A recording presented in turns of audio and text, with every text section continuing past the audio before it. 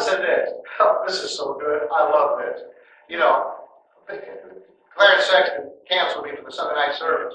The title of his message when he preached in my place, well, it was a paraphrase. The theme of the message anyway was how to present the truth in the right spirit. That was that. And Jesus was full of grace and full of truth. And listen, he was full of grace when he was dealing with God's people, and full of truth when he was dealing with the heretic. I don't know how much truth he used when he was, how much grace he used knocking those tables over, and beating people over the heads with whips, and calling Herod a fox, and calling those religious leaders, his contemporary religious leaders, calling them vipers. I don't know how much grace that was. But anyway, and when I gave those 7 points on 7 signs of pseudo King James onlyism, one of them was they prefer truth over truth. It's not what he says, it's how he says. Right. What is that? If you were in World War II, would you be offended if Pat was cussing? I want to know if he's got his Pearl Hale pistol though. I don't care if he's cussing or not. My life's at stake in a foxhole. I don't want a Baptist in there. I want somebody that can shoot me. Mumbo jumbo, you know? Paul said he was rude in speech. I took a Webster's 1828 dictionary and read that dictionary definition of rude after those 9 little pinheads sitting there. Are you out there? Now, you're not supposed to go out of your way to be crazy. And, you know, listen, every camp's got its hang-ups, right? You ever see anybody more crazy than a Ruckmanite that hasn't been polished with some other influence? Thank you very much. I was left the building. First time I ever preached with Dr. Ruckman in his blowout, I said, hey, I've been told that these couplings are going to hurt me here. I've had fun of it. You ain't going to box me in anything. And so forth. So you don't go out of your way to be nutty. But don't give me this polished baloney. Bob Jones Sr. said, I got to hear a man say, I've seen something to solve, and say, I have seen it and didn't see it. And he also used to say, if a man, now this is a great truth, if a man wants truth bad enough, he'll crawl through any muck and mire to get it. If he doesn't want it, he won't take it no matter how much you sugarcoat it. That's right. And I have a personal theory about why Dr. Ruckman is so weird. He's so weird because he's that way on purpose. When you hang around with him, what are you hanging around with? To get ahead in politics and Christianity? To get the latest joke? Hey, remember, what do you get from that guy? You hang around him because you want to learn something from the Bible. And there's a price to pay for hanging around. God's seeing if you're willing.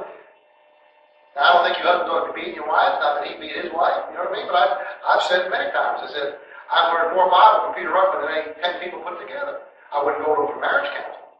But I've learned more Bible from than I've learned from many other 10 preachers put together. You give me all these pharisaical James Dobson family people, they couldn't teach you a fingernail worth of the doctrine you get out of any Dr. Ruckman's book. That's a matter of record. I don't even do it. Checking out this, but are you getting all this other thing? This is what gets me in trouble. I want to be sure about that. I'm so sick of these panty-waist preachers that are afraid to stand up for what's right. You don't have to believe that, no women in heaven. Just take the other 99% you can deal with. The sick thing is he's got a scripture for everything he believes, even the weird things. We shall be like him. But anyhow,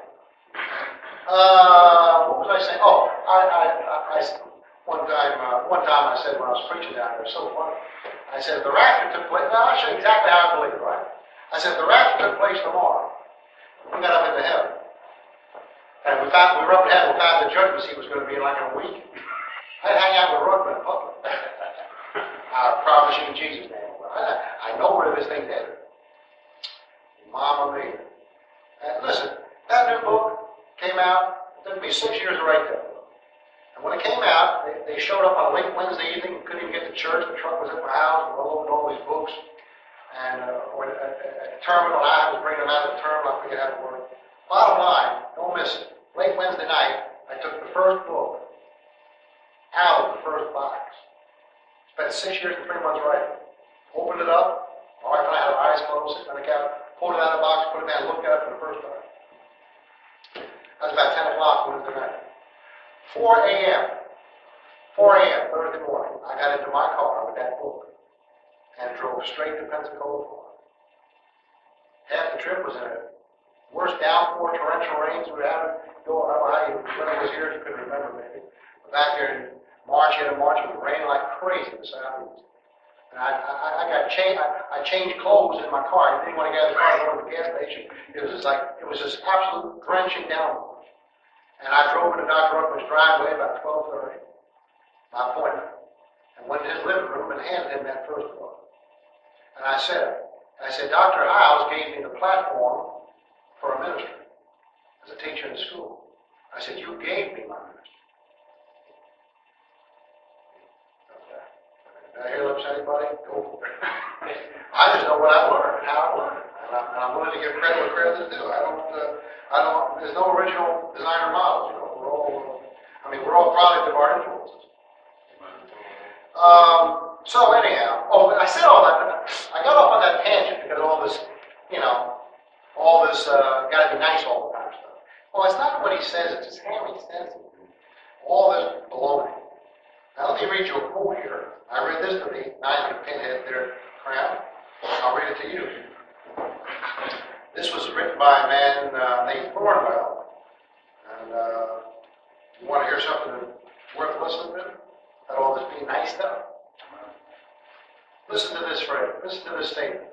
To employ soft words, this is in the preface of my final authority book, in the front. To employ soft words and honeyed phrases in discussing questions of everlasting importance.